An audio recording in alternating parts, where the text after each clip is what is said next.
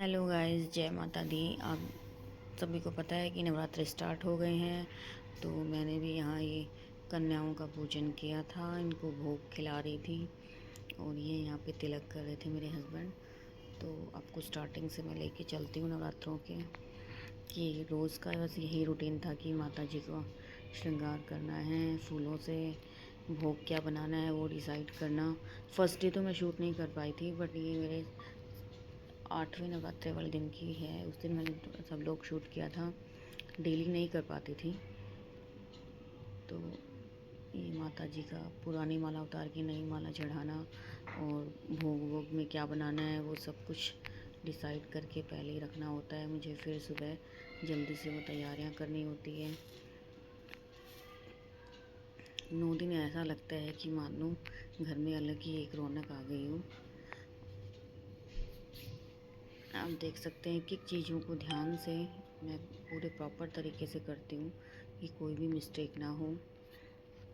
और वैसे भी सबका अपना अपना तरीका होता है पूजा करने का, कि वो क्या क्या अपने तरीके से किस टाइप से पूजा करनी है उसको। तो यहाँ ये भैरव जी की मूर्ति है, इस पर माता जी को मैंने पूरा श्रृंगार का सामान चढ़ाया हुआ था। उसको मैं थोड़ा सा सेट कर रही थी कि पट्टे पे थोड़े से फूल सूखे हुए गिरे थे, उनको हटा के मैंने ताज़ा फूल चढ़ाए।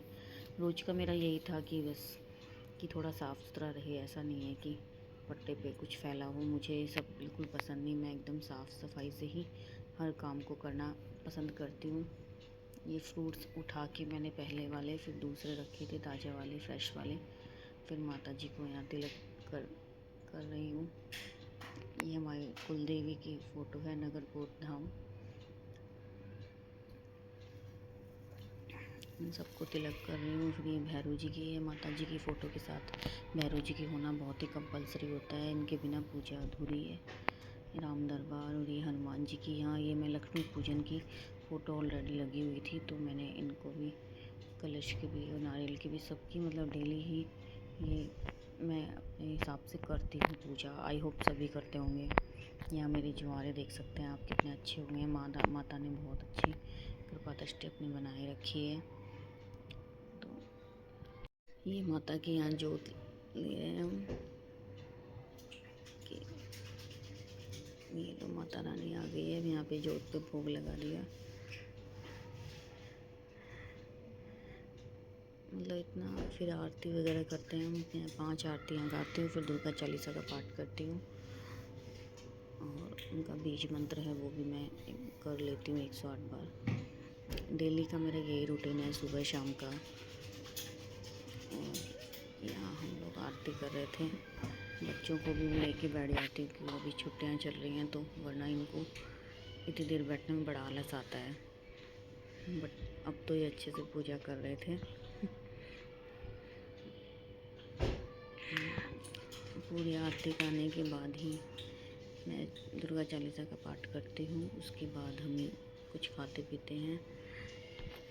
नवरात्रों में एक अलग ही फीलिंग आती है कि हाँ सच में तन मन एकदम प्रसन्न रहता है और एक अलग ही खुशी हमें मिलती है कि हाँ सच में। और घर का एनवायरनमेंट भी एकदम पॉजिटिव रहता है। ये घर के मंदिर में पूजा कर रहे थे, फिर आरती पूरे घर में घुमाती हूँ कि पॉजिटिव एनर्जी ही हमारे घर में रहे। ये अच्छा रहता है। पूरी आरती को पूरे घर में घुमा के फिर माता जी के धूप दे रही थी कि माता रानी अपनी कृपा बनाए रखना मेरे और मेरे परिवार पर, कोई भी बाधा मुसीबत ना आए। तो फाइनली नवरात्रों का लास्ट डे आ गया था, तो मैं सुबह 5 बजे उठ के नहा धो के रेडी हो गई थी क्योंकि कन्याओं के लिए भोजन बनाना था और 10 बजे तक ही नवमी थी। तो मैं जल्दी जल्दी यहाँ माता के भोग की तैयारी कर रही हूँ। मैंने चने भिगो के रखे हुए थे, तो मैंने फटाफट चने बॉईल करने रखे। यहाँ मैं आटा लगा रही थी पूरी का, आप देख सकते हैं। पूरी का आटा लगा के फिर जल्दी जल्दी मैंने इतने चने मेरे बॉईल हो गए थे, फिर मैंने चने छोंक दिए थे और आटा हमारा लग के रेडी हो गया है। फिर मैंने इसमें आलू भी बॉईल करने रख दिए थे। आलू बॉईल करने के बाद इतने आलू बॉईल हो रहे हैं, इतने मैंने सोचा सूजी का हलवा बना लेती हूँ जल्दी से, क्योंकि फिर पूजा करने में भी टाइम लगता है। 5 आरतियाँ करते हैं तो बहुत टाइम लग जाते हैं। कन्याएँ इतनी देर तक वेट नहीं करती हैं, तो फिर जल्दी से फिर मैं सूजी का हलवा भी बना लेती हूँ। उसमें थोड़ा सा टाइम लग जाता है। तो ये मैं घी निकाल रही थी। ये हमारी कढ़ाई को गर्म होने में थोड़ा टाइम लगता है, क्योंकि थोड़ी मोटी तलवे की कढ़ाई है। जल्दी से गर्म हो जाए तो अब मैं घी हमारा गर्म हो गया है। अब मैं इसमें सूजी डाल देती हूँ। इसको लाइट ब्राउन होने तक इसको भूनेंगे। तो जितनी अच्छी सूजी भुनेगी उतना ही हलवा हमारा टेस्टी बनेगा। तो ये सूजी को कंटिन्यू चलाएंगे, बीच में छोड़ना नहीं है, वरना इसमें लम्स पड़ जाते हैं और कढ़ाई में चिपकने का भी डर रहता है। तो कंटिन्यू इसको चलाते रहेंगे।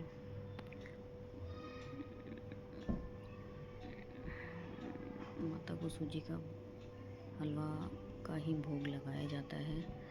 फिर यहाँ मैंने हलवा बन गया था मेरा। उसके बाद मैंने यहाँ पूड़ियाँ बनाना स्टार्ट कर दिया था। इतने बच्चे और हस्बैंड नहा धो के रेडी हो रहे थे, ताकि जल्दी से पूजा करके कन्याओं को भोग खिलाया जाए। यहाँ मैं कन्याओं का स्वागत किया था, तिलक विलक करके उनको मूली वगैरह बांध रहे थे। सबका पूजन करके इनको बिठा दिया था। और आलू पूरी और हलवा चने ये प्रसाद मैंने बनाया था पूजा वूजा करने के बाद। फिर ये हस्बैंड 1-2 कन्याएं बाद में आई थी, फिर मैंने एक साथ ही 9 कन्याएं बिठाई थी। तो 1-2 को ये तिलक कर रहे थे, बाकी सबको मैंने कर दिया था। बस कन्याओं को तो ये है कि जल्दी लग रही थी कि जल्दी से जो भी गिफ्ट है वो दे दो तो हम जाएं। खाना पीना इनको होता नहीं है। थोड़ा सा ही हलवा बड़ी मुश्किल से इनको खिलाया। मैं इनके साथ वीडियो शूट करने लग गई थी। मैंने कहा 1-2 रील बना लेती हूँ।